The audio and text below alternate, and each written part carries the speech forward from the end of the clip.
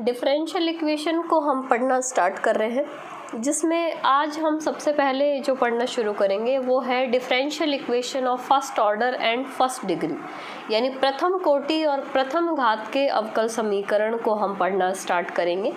तो प्रथम घात और प्रथम कोटि के अवकल समीकरण क्या होते हैं, उनका सॉल्यूशन किस तरह से किया जाता है, और जो भी उनकी प्रॉपर्टीज़ हैं, या घात निकालना हो या कोटि निकालना हो या फिर इक्वेशंस को सॉल्व करना हो, तो ये पूरा कंसेप्ट हम देखने वाले हैं।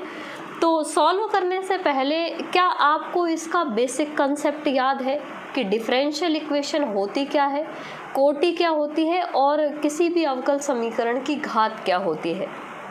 तो डिफरेंशियल इक्वेशन की कोटि और घात क्या होती है, ये कंसेप्ट आपको याद है कि नहीं है। तो उससे पहले हम थोड़ा सा इसका इसलिए बेसिक जो है उसको डिस्कस करेंगे पहले कि डिफरेंशियल इक्वेशन क्या होती है। वो आप देख सकते हैं कि एक समीकरण जो स्वतंत्र चर अथवा चरों, आश्रित चर तथा आश्रित चर के अवकल गुणांक के बीच संबंधित हो, अवकल समीकरण कहलाती है।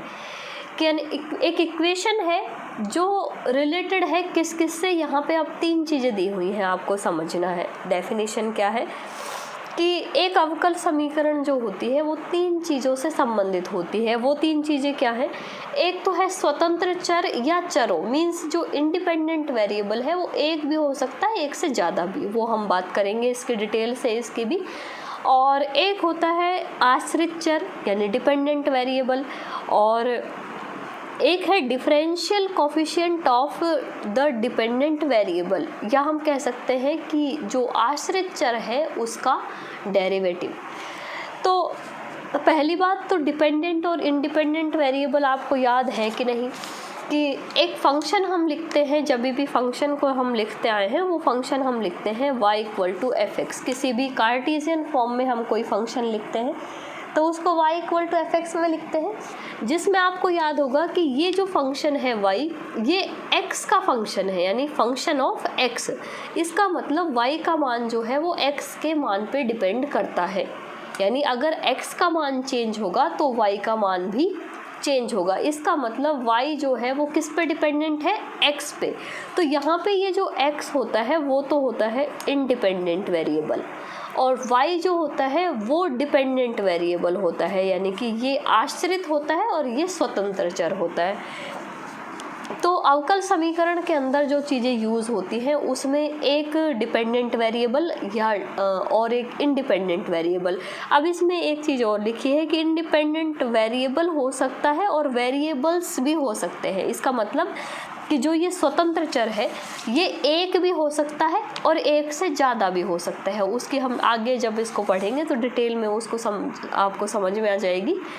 मीन्स डिपेंडेंट हो गया, इंडिपेंडेंट हो गया, और आश्रित चर का अवकल गुणांक। अब आश्रित चर कौन सा था, y, उसका अवकल गुणांक, उसका अवकलन गुणांक मतलब उसका डेरिवेटिव। मीन्स हम इसको ऐसे लिख सकते हैं कि कोई भी इक्वेशन है for a given function g, उसके लिए कोई इक्वेशन लिखी है कि dy/dx बराबर gx where y function of x, यानी कि ये जो y है जो अभी हमने डिफाइन किया है कि ये x पे डिपेंड करता है, x का फंक्शन है, उसका डेरिवेटिव जो है वो वापस किसी x के फंक्शन के रूप में लिखा हुआ है।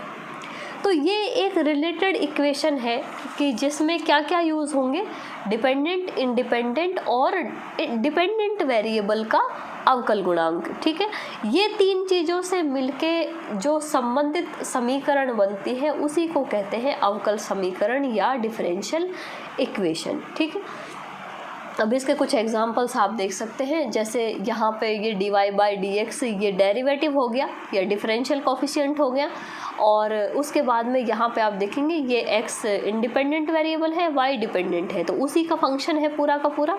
इस फंक्शन में तीन ही चीज़ें यूज़ हो रही हैं, आप देखोगे तो कि एक डेरिवेटिव, एक x और एक y। सिमिलरली यहाँ पे भी आप देखेंगे तो हम यहाँ पे dx से डिवाइड करके इसको dy/dx का फंक्शन बना सकते हैं सब जगह, और ऐसे ही यहाँ पे जितने भी एग्जांपल्स हैं इसमें आप देखेंगे कि यहाँ पे ये dy बाई डी एक्स है, ये d2y बाई डी एक्स 2 है। इसका मतलब है तो अवकल गुणांक ही, ये भी अवकल गुणांक ही था, ये भी अवकलन गुणांक ही है। बस फ़र्क क्या है, ये फर्स्ट ऑर्डर का है और ये सेकंड ऑर्डर का है, कि ये प्रथम अवकल गुणांक है और ये सेकंड कोटि का अवकल गुणांक है। वो हम कोटि और घात अब डिस्कस करेंगे ही, वो हालांकि वो आपको याद होनी चाहिए, लेकिन उसके बारे में भी हम डिटेल से बात करेंगे यहाँ पे।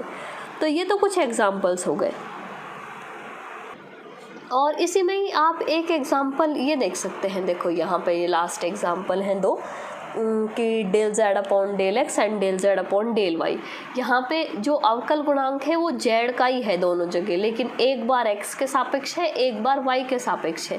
तो ये जो हमने अभी बात की थी कि चर या चरों मीन्स वेरिएबल या वेरिएबल्स, कि दो वेरिएबल्स जो हैं, जो इंडिपेंडेंट वेरिएबल हैं, वो एक से ज़्यादा हो सकते हैं।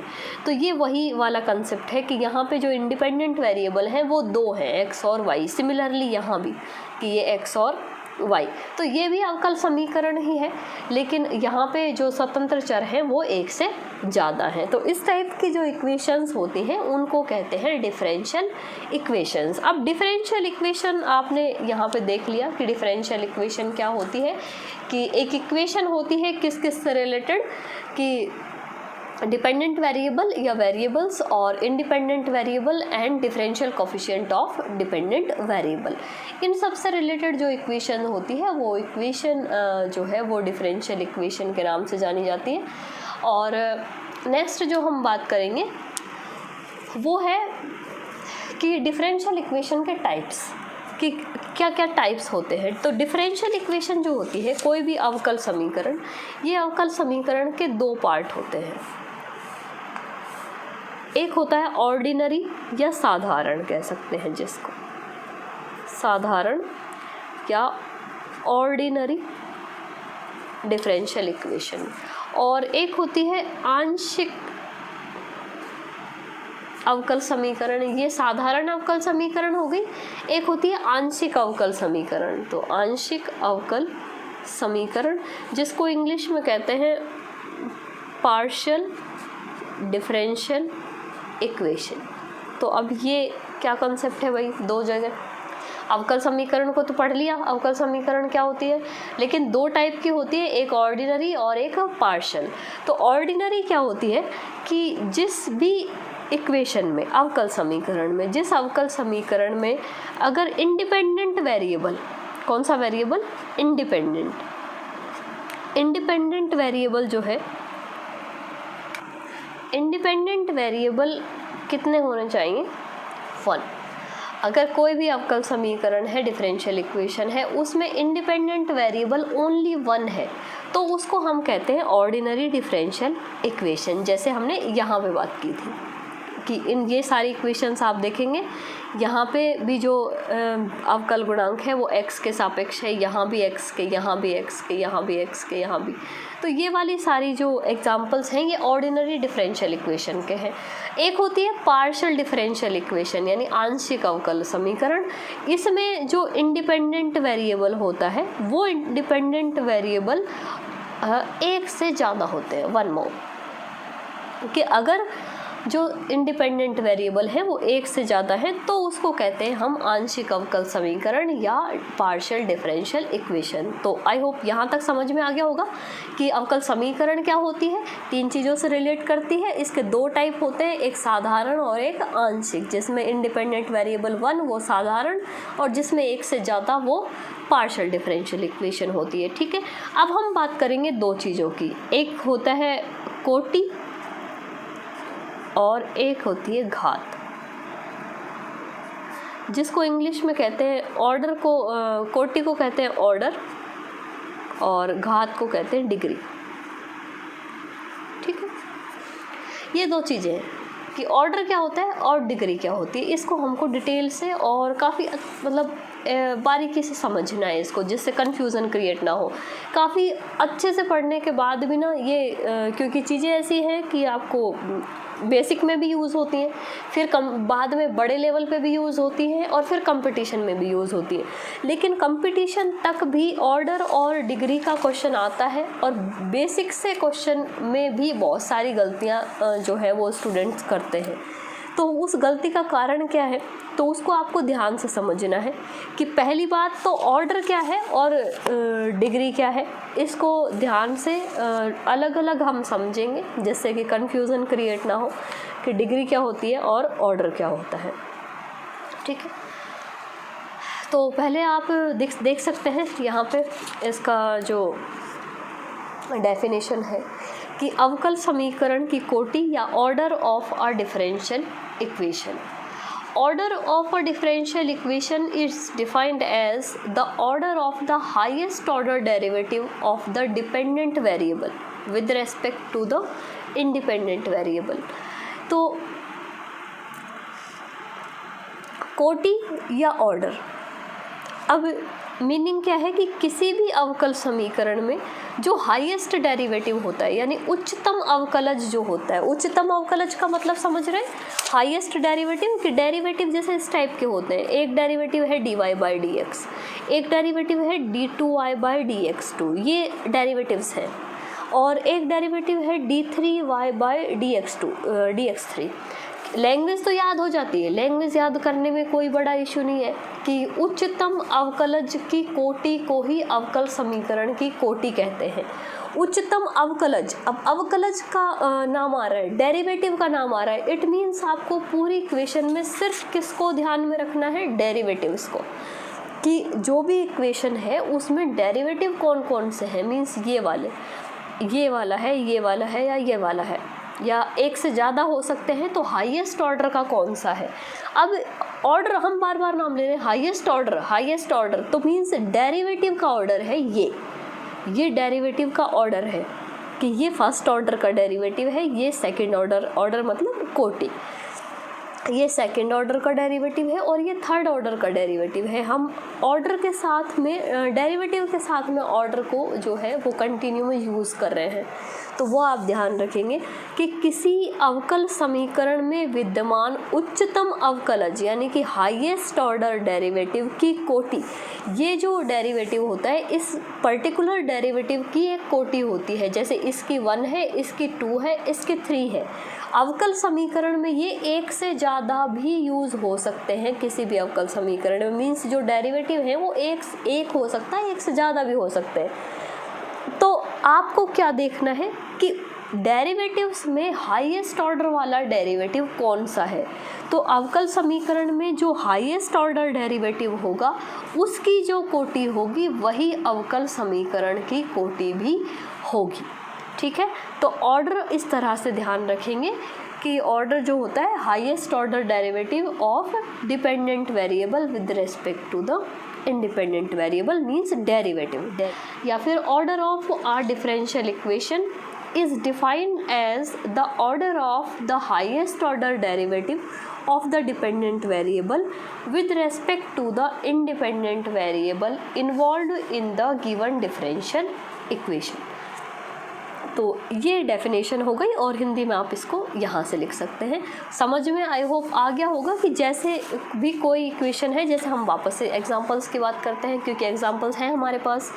यहाँ पे आप देखेंगे तो ये यहाँ पे आपको डेरिवेटिव देखना है, अब इक्वेशन में और कुछ नहीं देखना, सिर्फ क्या देखना है, डेरिवेटिव। यहाँ पे डेरिवेटिव सिर्फ ये है, मीन्स कौन सा, किस ऑर्डर का डेरिवेटिव है, ऑर्डर 1 का। इसमें आप देखेंगे तो ये अभी हमको डेरिवेटिव के फॉर्म में जो इक्वेशन है वो दिख नहीं रही है, उसके लिए हम क्या करेंगे, dx से डिवाइड करेंगे पूरी इक्वेशन को। तो यहाँ पे ये 1 बनेगा, यहाँ dy/dx बनेगा, यहाँ dy/dx बनेगा, यहाँ 1 बनेगा ये इसकी जगह। तो मीन्स जो ओवरऑल जो आया डेरिवेटिव वो सिर्फ dy/dx आया, इट मीन्स इस अवकल समीकरण की कोटि भी क्या है, 1 है, ऑर्डर 1 है। इसमें देखो, इसमें भी 1 है, और इसमें हम देखेंगे तो यहाँ पे देखो ये dy/dx भी है लेकिन d2y/dx2 भी है। तो हाईएस्ट ऑर्डर वाला डेरिवेटिव कौन सा है, ये। तो जो हाईएस्ट ऑर्डर डेरिवेटिव होगा वही उस डिफरेंशियल इक्वेशन का भी ऑर्डर होगा। तो मीन्स इस इक्वेशन का जो ऑर्डर है वो 2 है। और इसमें देखो इसमें 3 ऑर्डर का डेरिवेटिव है, 2 ऑर्डर का है, 1 का है, तो मीन्स जो डिफरेंशियल इक्वेशन का ऑर्डर होगा वो होगा 3। इसमें देखो ये पार्शियल डिफरेंशियल इक्वेशन है लेकिन ऑर्डर 1 है, तो यहाँ पे डिफरेंशियल इक्वेशन का ऑर्डर 1 हो जाएगा। और यहाँ पे ये दोनों 2 ऑर्डर के हैं डेरिवेटिव दोनों, तो यहाँ पे जो डिफरेंशियल इक्वेशन का ऑर्डर है वो 2 हो जाएगा। ठीक है, तो इस तरह से हाईएस्ट ऑर्डर डेरिवेटिव को देखना है, जो ऑर्डर हाईएस्ट ऑर्डर डेरिवेटिव का होगा वही डिफरेंशियल इक्वेशन का भी होगा। ठीक, अब हम बात करते हैं डिग्री या घात की, कि किसी भी डिफरेंशियल इक्वेशन की जो घात होती है वो क्या होती है, डिग्री क्या होती है। अभी हमने हाईएस्ट ऑर्डर डेरिवेटिव को देखा, अभी भी वापस आपको हाईएस्ट ऑर्डर डेरिवेटिव को ही देखना है। तो यहाँ पे एक बार डेफिनेशन पढ़ सकते हैं कि किसी अवकल समीकरण को अवकलजों के संदर्भ में परिमेय अथवा पूर्ण बीजीय बनाने के उपरांत means free from radicals and fractions, कि जितने भी उसमें जो रेडिकल्स हैं और फ्रैक्शंस हैं वो सारे सॉल्व करने के बाद में जो इक्वेशन बनेगी उसमें आने वाला सबसे उच्चतम अवकलज की घात, यानी degree of highest order derivative. घात मीन्स डिग्री, और किसकी घात देखनी है, जो हाईएस्ट ऑर्डर डेरिवेटिव है उसके ऊपर कितनी घात लगी है वो घात देखनी है। तो वो जो घात होगी वही अवकल समीकरण की घात होगी। अब जैसे हम बात कर रहे थे कि इस तरह के डेरिवेटिव्स होते हैं कि first order, second order, third order या फोर्थ ऑर्डर, इस तरह से लिखा हो सकता है। तो ये ऑर्डर के जो डेरिवेटिव होते हैं, तो ये तो हम ऑर्डर तो यहाँ से देख सकते हैं। अब कह रहे हाईएस्ट ऑर्डर डेरिवेटिव की घात, इसका मतलब इक्वेशन में ये सिंगल लिखा है या इसके ऊपर कहीं इस तरह से स्क्वायर तो नहीं लगा है, या कहीं पे क्यूब तो नहीं लगा है, या कहीं पे 4 पावर तो नहीं लगी है। तो जो पावर अप्लाई होगी किससे, फ्रैक्शंस और रेडिकल्स को सॉल्व करने के बाद में, कि कहीं पहले हम इक्वेशन को नॉर्मली जो रेशनल नंबर्स में जो इक्वेशन होती है उस टाइप से बनाने के बाद में, और जब हाईएस्ट ऑर्डर डेरिवेटिव के ऊपर जो घात लगी होगी वो घात कैसे, कि अगर सिंपली इस तरह, अब आप इसको घात नहीं समझेंगे, ये ऑर्डर है, इस डेरिवेटिव का ऑर्डर है ये, अगर घात लगी होगी तो इस पूरे के ऊपर ब्रैकेट अप्लाई होने के बाद में घात अप्लाई होगी, तो वो जो होती है वो अवकल समीकरण की घात होती है। ठीक है, क्योंकि हाईएस्ट ऑर्डर डेरिवेटिव पे अगर घात लगी हुई है तो वही अवकल समीकरण की भी घात होगी। जैसे यहाँ पे आप देखो ये इक्वेशन है 1 + dy/dx का होल स्क्वायर की power whole cube equal to d2i/dx2 की पावर स्क्वायर। तो यहाँ पे आप देखेंगे ये फर्स्ट ऑर्डर का डेरिवेटिव है और ये सेकंड ऑर्डर का डेरिवेटिव है। इट मीन्स इस इक्वेशन का जो ऑर्डर है वो 2 है, हाईएस्ट ऑर्डर डेरिवेटिव इसमें 2 है। अब उस हाईएस्ट ऑर्डर डेरिवेटिव के ऊपर कितनी पावर अप्लाई है वो देखनी है। तो इसमें आप देखेंगे कि हाईएस्ट ऑर्डर डेरिवेटिव के ऊपर पावर है 2। इट मीन्स इसकी जो डिग्री है वो भी 2 है, मीन्स घात है वो भी 2 है। तो इस तरह से समझना है कि ऑर्डर के लिए तो हाईएस्ट ऑर्डर डेरिवेटिव को ही देखना है, और घात के लिए उस हाईएस्ट ऑर्डर डेरिवेटिव पे ऊपर कितनी घात लगी है वो आपको देखनी है। ठीक है, तो ये ऑर्डर और डिग्री का कंसेप्ट हो गया, और डेफिनेशन आप लिख सकते हैं। और हम अगर इसमें बात करें, एक इक्वेशन है d3y/dx3 प्लस x² d2y/dx2 की power whole cube equal to 0। ये इक्वेशन आप देख सकते हैं। इसका आंसर जो है, इसका ऑर्डर और इसकी डिग्री, ये आप कमेंट करके बताएंगे कि इसका ऑर्डर क्या है और इसकी डिग्री क्या है। ये फर्स्ट क्वेश्चन है। और एक क्वेश्चन और लिखेंगे आप सेकंड क्वेश्चन है dy/dx का होल स्क्वायर प्लस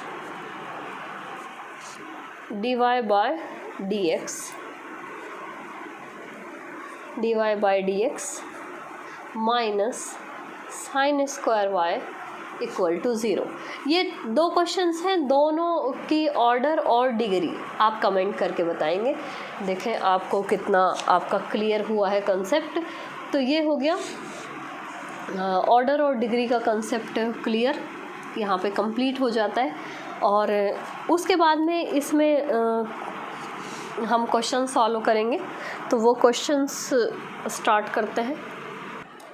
तो इसके बाद में ये कुछ प्रैक्टिस क्वेश्चंस हैं जिसमें आपको ऑर्डर और डिग्री फाइंड करनी है। तो ये क्वेश्चंस आप नोट कर सकते हैं और इनका सॉल्यूशन आपको मिलेगा नेक्स्ट वीडियो में। उसके लिए आप नेक्स्ट वीडियो कंप्लीट देख सकते हैं। और अगर आपसे खुद से सॉल्व हो जाते हैं तो वो आप नेक्स्ट वीडियो में जाके और अपने आंसर्स जो है वो चेक कर सकते हैं।